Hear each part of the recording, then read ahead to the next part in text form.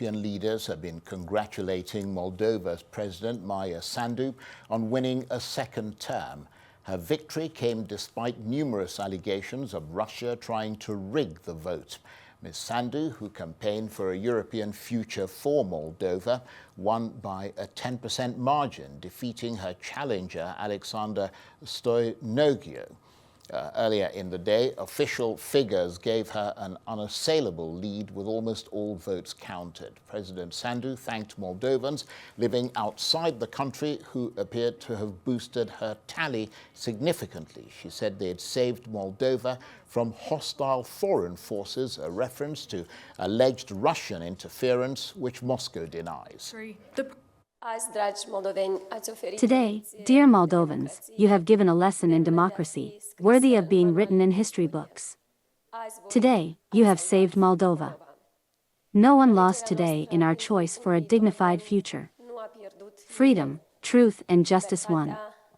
Moldova managed to show its will and power through the votes of each of us. We proved that united we managed to defeat those who wanted to bring us to our knees. Moldova was under an unprecedented attack in the history of the whole of Europe. Dirty money, illegal vote buying, the involvement of hostile forces outside the country and criminal groups in the electoral processes, spreading lies, and inciting hate and fear in our society. Our people united, and freedom and citizens won. And that's Maia Sandu, who's recently re-elected president of Moldova. Well, for more on the result of the Moldova election, I'm joined now on the line from London by the European Affairs analyst, Dr. Marek Laskiewicz. Good to see you, Dr. Laskiewicz. Assess for us, if you will, what this victory of Maia Sandu means for Moldova. Well, for Moldova, it means that they're going to go with Europe. Whether that means definitely joining the EU or not is unclear, but it would appear to be the wish quite clearly of the president. But there are some people who, of course, oppose this. But it is a European future linked to the EU, at least in some sort of capacity as an associate or something like Norway. For Russia, this is a bitter blow because Moldova was winnable by them. What turned the election was the expats. And that is a slight worry because the implication is that people who are now outside Moldova played the key role in deciding what Moldova's future should be. I anticipate that the opposition will actually make use of this and may in future try either to ban expats' votes or in any case to suggest that Moldova's future is being incorrectly decided by people. It will be remembered in other countries, votes from those living outside that country are not always seen in a very friendly way. However, what is quite clear, for Russia, it is a setback, and for Europe, it is an advantage. Indeed. So does this mean that Moldova is now irreversibly on the path to European integration, or could there yet be a spanner in the works? Myself, I don't think it's irreversible. And I do suspect there may be a spanner. The hinging point is this. If expats' votes are allowed, then Moldova will eventually make it into Europe. But if they were banned, and you will remember that other countries do that sort of thing, then Moldova's future will go with Russia. It gets a bit worse than that. There is opposition to the EU, not only in Moldova, but all around Europe. And of course, they too will attempt to stop this European future. So I anticipate that Moldova, as things stand, will make it into Europe, but it won't be an easy ride. There will be opposition, substantial opposition, and therefore it will take maybe longer than usual. However, it would appear that the European future is the one in which Moldova will choose as things stand as they are. So, I mean, beyond sort of EU integration, what will be President Sandu's priorities going forward now that she's been declared the winner of this election? I've heard it said that she's determined to make Moldova's democratic institutions much stronger in the face of the destabilization effort or alleged destabilization effort, such as vote buying and meddling that allegedly took place during the election.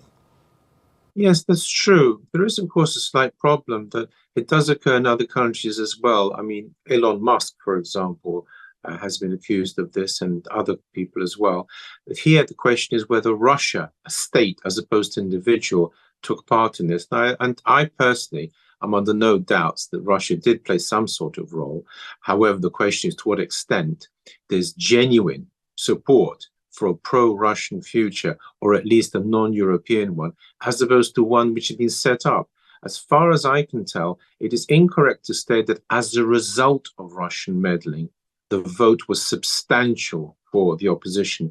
I think that what Russia did was increased the vote of the opposition, but there is, however, a substantial group of people living in Moldova who do not want to go with Europe.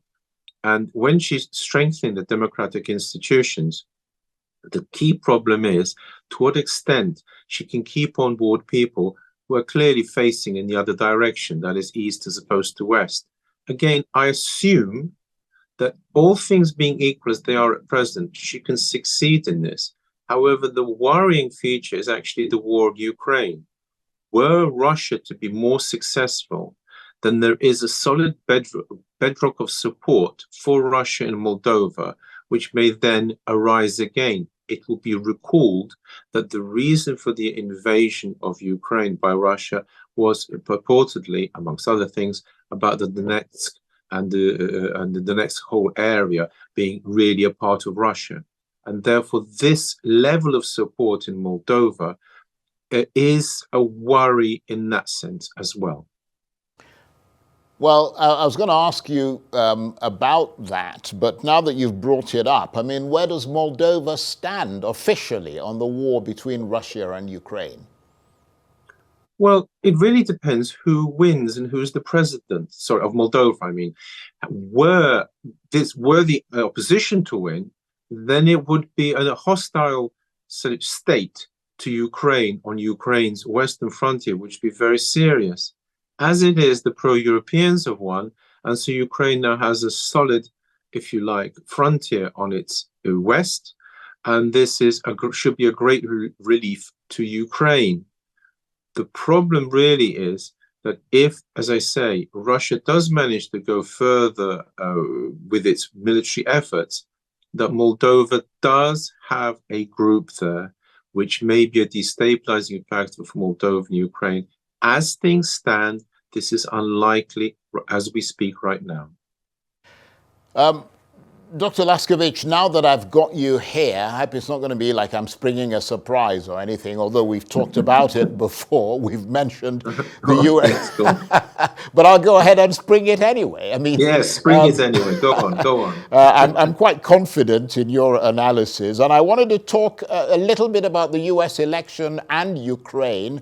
On the eve of that ballot, Donald Trump saying that if he's returned to office, he will end the Ukraine war on day one. His Democrat opponent, Kamala Harris, saying that Mr. Trump is planning to force Ukraine to surrender and to accept that Russia can take possession of the territory that it has seized from Ukraine. Some have suggested that this could even be an existential moment for Ukraine. And in that regard, the Ukrainians see Kamala Harris as the more favored candidate because she has said that support for Ukraine would continue. I wonder how you assess all that.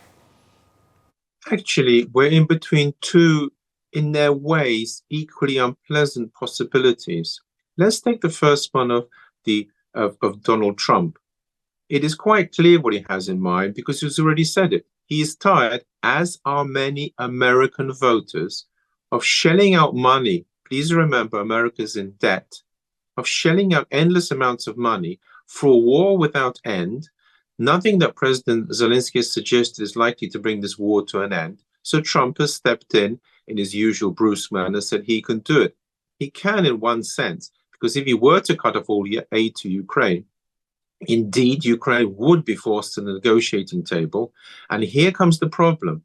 If it is, using Kamala Harris's words, a surrender, just a blatant secession of territory, that would be very bad, because Russia might go on and do the same thing elsewhere. Amongst the countries which have a huge pro-Western minority is, of course, Moldova, which you mentioned, but that's far off from Russia. It's rather the Baltic states.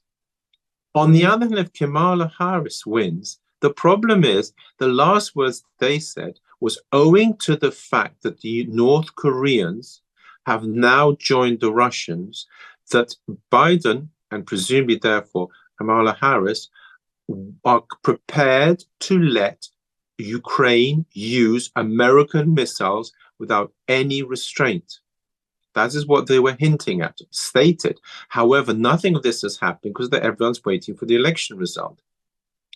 If it is a choice between a gung-ho Democrat and, if you like, a surrendering a Republican, neither is very good as a choice. One escalates the war, and one, if you like, hands the Russia a victory on the plate. The correct solution is, according to my analysis, that there should be some compromise, which neither side wins, but certainly that is the key word.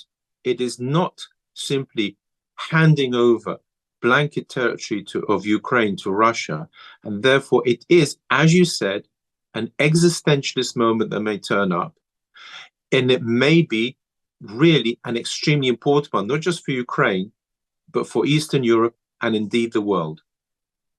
On that note, I want to thank you very much indeed, and to say that, as always, you've acquitted yourself in a most distinguished way. Thank you very much indeed. Dr. Marek Laskiewicz is a European Affairs analyst who was talking to me on the line there from London.